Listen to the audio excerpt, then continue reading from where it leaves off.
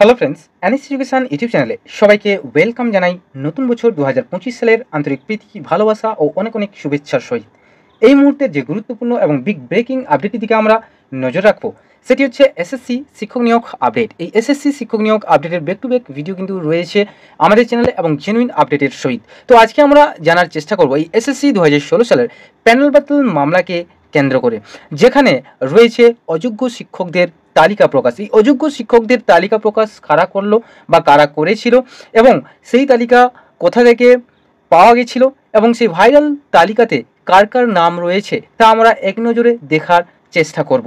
তো তোমরা যারা এই মুহূর্তে আমাদের অন স্ক্রিনে রয়েছো, তোমাদের প্রত্যেককে এনএস এডুকেশন ইউটিউব চ্যানেলের তরফ থেকে অনুরোধ করা হচ্ছে, তোমরা ভিডিওটিকে কোনোরকমভাবে স্কিপ না করে পুরো লাস্ট অবধি দেখবে। কারণ লাস্ট অবধি দেখলে তোমরা কিন্তু প্রত্যেকে কিন্তু এই যে ইনফরমেশানগুলো, যেটা হচ্ছে সেই অযোগ্য শিক্ষকদের তালিকা কারা প্রকাশ করেছে এবং সেই ভাইরাল তালিকায় কাদের কাদের নাম রয়েছে, সেটাও কিন্তু আমরা জানার চেষ্টা করব। তো তাহলে চলো আমরা ভিডিওটিকে স্টার্ট করি, পুরো ইনফরমেশানটাকে জেনে নেওয়ার চেষ্টা করি। এখন আমরা এই মুহূর্তে রয়েছি ওই তালিকাতেই, যেখানে রয়েছে বহু অযোগ্যদের নাম বা সেই অযোগ্যদের তালিকার লিস্ট।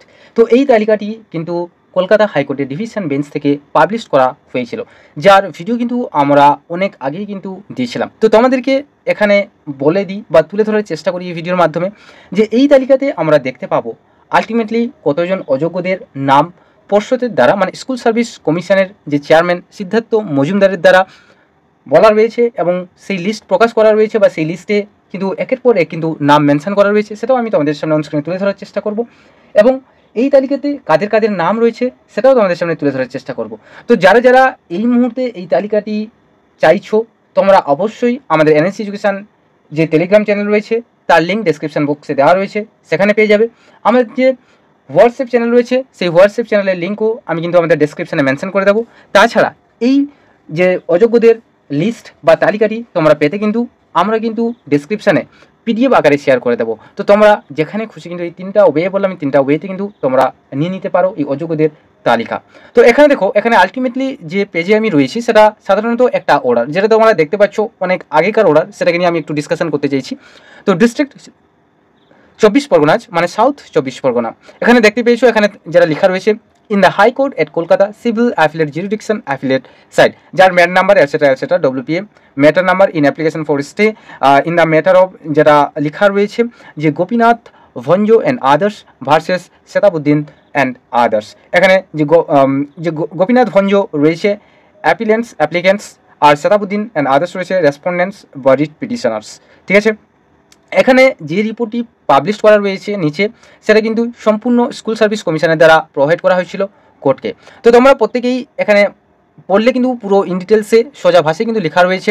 তো এখানে দেওয়া রয়েছে, আমি তোমাদেরকে আর একটু নোট করে দিবে জানিয়ে দিই, যে report in the form of affidavit affirmed by the chairman West Bengal Central School Service Commission in compliance with the order dated 18/12/2023 passed in May 85 of 2023 and connected matters। তাহলে যে অর্ডার ডেটের দেওয়া রয়েছিল যে 18/12/2023, মানে 2023 সালের কিন্তু 8ই ডিসেম্বর এই অর্ডারটি দেওয়া হয়েছিল যে পর্ষদকে তাদের যে অযোগ্যদের লিস্ট কিন্তু দিতে হবে। সেই অযোগ্যদের তালিকায় কাদের কাদের নাম রয়েছে সেটা তো আমরা জানাবো, তার আগে আরেকটু আমরা জেনে নেব এই মামলাটিকে কেন্দ্র করে। তো তোমাদের এখানে লেখা রয়েছে যে I Siddhartha Majumdar son of Sukhamay Majumdar, aged about 62 years, by faith in the working as chairman at the West Bengal Central School Service Commission, having its office at Acharya Sadan 11 and 11 by 1 Block EE, Shore Lake, Sector 2, Vidhannagar, Kolkata, 7,91,091, do hereby solemnly affirm and say as fellow। যেগুলো বলা রয়েছে তোমাদেরকে বলে দিই যে actually ওই দিনই, মানে এই যে অর্ডারটা সাবমিট করতে বলা রয়েছিল বা এই রিপোর্টটি কিন্তু সাবমিট করতে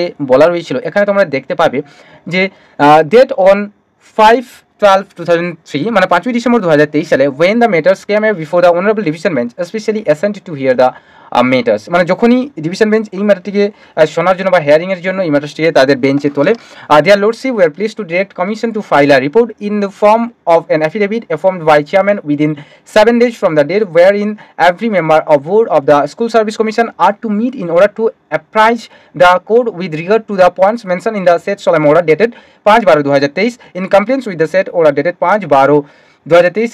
Report in the form of affidavit was affirmed in field in court on 13/12/23। তাহলে 5/12/2023 কিন্তু সুপ্রিম কোর্ট বলছি কলকাতা হাইকোর্টে ডিভিশন বেঞ্চ একটু অর্ডার দেয় যে স্কুল সার্ভিস কমিশনের চেয়ারপারসন এবং স্কুল সার্ভিস কমিশনের বোর্ডে যারা যারা রয়েছে তাদেরকে একটা রিপোর্ট অ্যাফিডেভিট আকারে জমা করতে বলে, যে 13 তারিখ মানে উইদিন 7 ডেজ মানে 7 দিনের মধ্যে। তো এখানে কি হয় যে 13 তারিখ যখন আছে যে অন 13/12/2003 মানে 13ই ডিসেম্বর 2023 সালে after passing the report of the commission, যখন কমিশন স্কুল সার্ভিস কমিশনের তরফ থেকে এই রিপোর্টটাকে পেশ করা হয়, the honourable court has been pleased to observe that the commission is yet to take the final decision with regard to invocation of the withdrawal rule in respect the candidates and directed the commission to file affidavit starting its stand in compliance with the said order dated 13/12/23. A report in the form of affidavit was affirmed and filled in court on 18/12/2023. তাহলে 13/12/23 যে রিপোর্টটা তৈরি হয় সেটাকে কিন্তু আবার affidavit আকারে জমা দেওয়ার কথা বলা হয়, এবং যে রুলস করা হয়েছে সেই রুলসের রেসপেক্টে কিন্তু ওটাকে একটা ফাইনাল ডিসিশন মেনে কিন্তু ওই রিপোর্টটাকে জমা দেওয়ার কথা বলা হয়, এবং সেই 13 তারিখে কিন্তু অ্যাফিডেভিট আকারে কিন্তু এই ফাইলটিকে জমা করা হয়, যেটা কিন্তু 18 তারিখের শুনানিতে কিন্তু দেওয়া রয়েছে। ঠিক আছে, এবারই এখানে আমাদের আর এখানে বেশি কিছু আমরা দেখবো না বা জানার চেষ্টা করবো না। তো এবারে আমরা জেনে নেব যে স্কুল সার্ভিস কমিশনের, তোমরা এখানে অন স্ক্রিনে যারা রয়েছে দেখতে পাচ্ছ যে the West Bengal Central School Service Commission Acharya Sadhan দেওয়া রয়েছে, যে এই যে রিপোর্ট ইন কানেকশন উইথ, যেটা ফার্স্ট SLST 2016, যেখানে রয়েছে 9, 10 এবং 11, 12 এবং third RLSTNT 2016 prepared in compliance with ওরা ডেটেড 18/12/2023। 18/12/2023 উপর ভিত্তি করে নবম দশম একাদশ দ্বাদশের যে একটা ফাইল তৈরি করা রয়েছে, এখানে কতজন কি করা রয়েছে, কি পারপাসে হয়েছে এবং কাদের কাদের নাম লিস্ট রয়েছে, লিস্টের আকারে রয়েছে অযোগ্যদের, কারা কারা অ্যাকচুয়ালভাবে কিন্তু কারচুপি করে এই SSC 2016 সালের প্যানেলে কিন্তু মানে পরীক্ষা না দিয়েও চাকরি পেয়েছে বা ভুয়ো কারচুপি অনেক কিছু করা রয়েছে। তো তার ব্যাপার নিয়ে কিন্তু এখানে ইন ডিটেলসে দেওয়া রয়েছে। তো তোমাদের সামনে অনস্ক্রিনে তুলে ধরবো প্রথম যে ইস্যুটা রয়েছে, যেখানে পর্ষদ তুলে ধরার চেষ্টা করছি র্যাঙ্ক জাম্পিং, যেটা ক্লাস 9 and 10, নাম্বার আইডেন্টিফাইড সোফার 183 জন, এবং যেখানে কি অ্যাকশন টেকেন 122 জনকে রিমুভ করা রয়েছে এবং রিমেইনিং আর বাকি যেটা রয়েছে 61 জন। All identified rank jumping cases আর post expiry of the panel. দেখতে পাচ্ছ এবার ক্লাস 11-12 যেখানে র্যাঙ্ক জাম্পিংয়ের ইস্যুটা রয়েছে, সেখানে হচ্ছে টোটাল আইডেন্টিফাই করেছে পর্ষদ 39 জন, কোনোরকমভাবে কোনো অ্যাকশন নিতে পারেনি, রিমেইনিং 39 জন, যেখানে সেম দেওয়া রয়েছে all identified rank jumping cases আর post expiry of the panel. এবারে এখানে কি বলা রয়েছে যে ইন গ্রুপ সি আর group D cases no rank jumping issues has so far been identified in the official record of regional commissions. মানে West Bengal school service কমিশনের থেকে গ্রুপ সি এবং গ্রুপ ডির যে মামলাটি রয়েছে 2016 সালের প্যানেলের সঙ্গে জড়িত, তো সেখানে কোনোরকমভাবে কোনো র্যাঙ্ক জাম্প করা হয়নি। এবং যদি আমরা চলে আসি আবার যদি ওএমআর ইস্যুতে, তাহলে ওএমআর ইস্যুতে আমরা কিন্তু দেখতে পাবো যে 9-10 ক্ষেত্রে candidates identify CBI in OMR issues, যেটা দেওয়া রয়েছে 952 জন, এবং রিকমেন্ডেড আউট অফ 952 কেসেস, যেখানে 823 জনকে রিকমেন্ড করা হয়েছে, এবং number increased by 0.1 mark in different court cases, যেটা 15 জন, এবং actual number of mismatch cases in marks based on CBI data, যেটা 808 জন, এবং রুল 17 অ্যাপ্লাইড যেটা করা রয়েছে সেটা হচ্ছে 775 জন, এবং রিমেইনিং যেটা থাকছে 33 জন আর বাকি থাকছে। তো দেখতে পাচ্ছ এবারে ক্লাস 11-12 ক্ষেত্রেও সেম যেটা করা রয়েছে যে candidates identify by CBI in OMR issue, যেটা 907 জনকে আইডেন্টিফাই করা রয়েছে, রিকমেন্ডেড আউট অফ 907 জন মানে 907 থেকে যেটা হয়েছে 771 জনকে, এবং অ্যাকশন টেকেন সোফার কিছুই নেওয়া হয়নি। এবারে গ্রুপ সি কেসের ক্ষেত্রে বা গ্রুপ সির ক্ষেত্রে যেটা রয়েছে তোমরা অন স্ক্রিনে দেখতে পাচ্ছ যে candidate identified by CBI in OMR issue 3480 জন, এবং ইউনিক ক্যান্ডিডেটস ইন 3480 কেসেস, যেটা হচ্ছে 3478, আর রিকমেন্ডেড আউট অফ 3478 মানে 3478 থেকে 785 জনকে। এবার actual number of mismatch cases in OMR marks based on CBI data out of 785 cases, তাহলে 783 মানে 783 জনকে করা রয়েছে অ্যাকচুয়াল নাম্বার অফ মিসম্যাচ, মানে মিসম্যাচ নাম্বারের মিসম্যাচ যেটা রয়েছে। Cases are not recommended by commission but appointment issued, যেটা হচ্ছে অ্যাপয়েন্টমেন্ট ইস্যু করা রয়েছে 57 জনকে। এবারে removed in compliance to the orders of the honourable court, যে অনারেবল কোর্টের নির্দেশ অনুসারে কিন্তু এগুলোকে রিমুভ করতে হবে। এবারে স্যামে যদি আমি দেখি যে গ্রুপ ডির ক্ষেত্রেও স্যাম দেখবো যে candidates identified by CBI in OMR issue, যেটা 2823 জনকে, রিকমেন্ডেড আউট অফ 2823 কেসেস, যেটা হচ্ছে 1741 জনকে, এবং actual number of mismatch cases in OMR marks based on CBI data out of 1741 কেসেসের মধ্যে 1741 জনকে মিসম্যাচ পাওয়া গেছে, এবং cases not recommended by commission but appointment issued, যেটা 170কে অ্যাপয়েন্টমেন্ট ইস্যুতে করা রয়েছে। এখানে ও removed in compliance to the court of the honourable court. এবারে যেখানে দেওয়া রয়েছে যে notes below list of the candidates call for 8 phase counselling on 3/8/2020 classes 9-10 all candidates were called strictly on the basis of merit but after expiry of panel এখানে দেওয়া রয়েছে।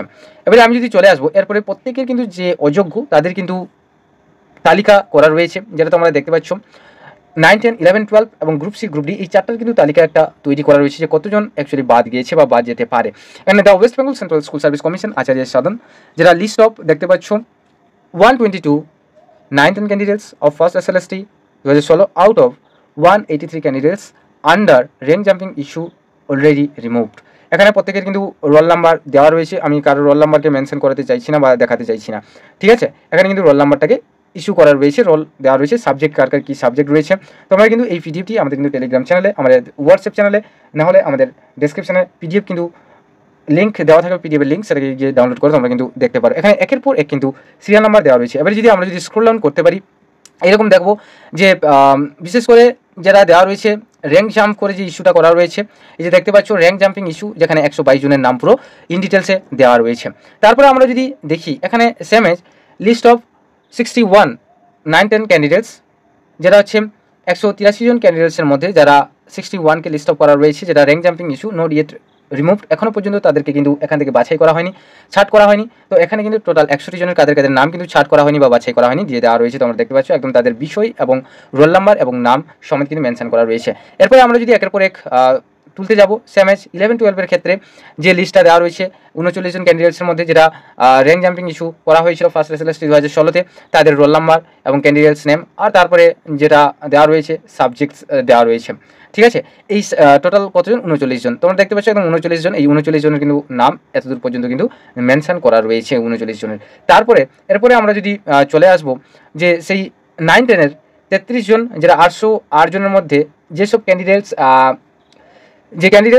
Against হুম no action taken yet, মানে যেসব ক্যান্ডিডেটের বিরুদ্ধে এখন পর্যন্ত কোনো রকম অ্যাকশন নেওয়া হয়নি, সেই 808 জনের মধ্যে কিন্তু 33 জনের যে লিস্ট আউট হয়েছে তাদের মধ্যে কোনো রকম কোনো অ্যাকশন নেওয়া হয়নি। এটা একটা দেখতে পাচ্ছি 33 জনের টোটাল সবগুলো কিন্তু পিডিএফ একসঙ্গে একত্রিত করে দেওয়া রয়েছে। আমরা যদি এইভাবে যদি 11-12-এরও আমরা দেখতে পাবো, যেটা দেখতে পাচ্ছি যে মিসম্যাচ ইস্যু যেটা করা রয়েছে 771 জন রিকমেন্ডেড ক্যান্ডিডেটসকে 11-12-এর ওএমআর মিসম্যাচের জন্য ফার্স্ট SLST 2016 সালের টোটাল 771 জনের কিন্তু সিরিয়াল বা লিস্টের অবস্থায় রাখা রয়েছে।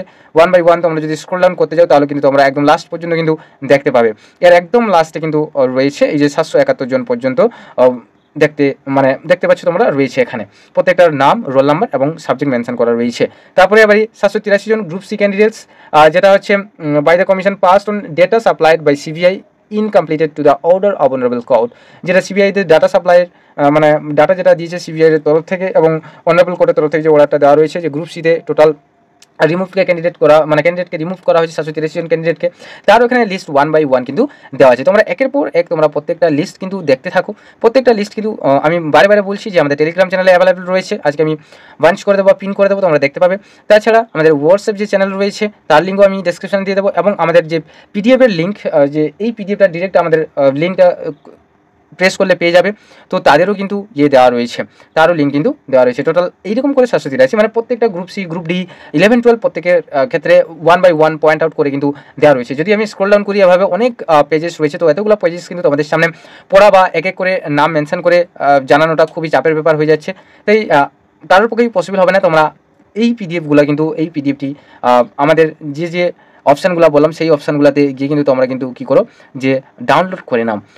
তো আশা করি তোমরা এই এসএসসি 2016 সালের প্যানেল ব্যাটেল মামলাতে যেসব অযোগ্য ক্যান্ডিডেটদের নাম রয়েছে, যে ভাইরাল লিস্ট, সেই ভাইরাল লিস্ট কিন্তু আমি তোমাদের সামনে তুলে ধরার চেষ্টা করলাম বা চেষ্টা করেছি, এবং জেনুইন আপডেটের সহিত তোমরা প্রত্যেকে অন স্ক্রিনে এই মুহূর্তে দেখতে পাচ্ছ। তো আশা করি আর এসএসসি 2016 সালের প্যানেল ব্যাটেল মামলাকে কেন্দ্র করে যদি কোনোরকম কোনো কিছু আপডেট থেকে থাকে তাহলে অবশ্যই আমরা তোমাদের সামনে অন স্ক্রিনে জেনুইন আপডেটের সহিত তুলে ধরবো একটা নেক্সট ভিডিওর মাধ্যমে। তো আজকে এই পর্যন্ত। যদি তোমাদের ভালো লেগে থাকে তাহলে অবশ্যই একটু লাইক করে দিও, যদি ইনফরমেটিভ মনে হয় অবশ্যই নিজের ফ্রেন্ড সার্কেলের কাছে শেয়ার করে দিও, এবং যদি আমাদের চ্যানেল নতুন হয় তাহলে অবশ্যই চ্যানেলটিকে সাবস্ক্রাইব করে পাশে বেল আইকনটি প্রেস করে রাখো। সো আজকে এই পর্যন্ত। Thank you for watching and thank you for listening. Have a nice day. টাটা, বাই বাই।